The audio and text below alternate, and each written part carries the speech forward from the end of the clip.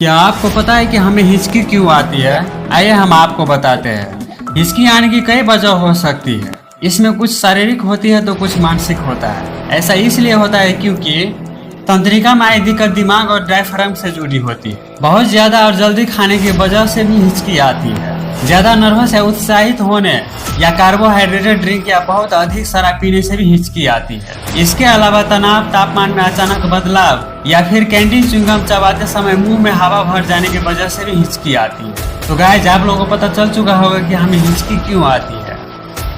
आपको ये जानकारी और वीडियो कैसी लगी? वीडियो अच्छा लगा तो प्लीज लाइक एंड शेयर जरूर करें और इसी तरह का हमेशा वीडियो देखना चाहते हो तो अभी चैनल को सब्सक्राइब करें और साथ में बेल आइकन भी प्रेस कर लीजिए।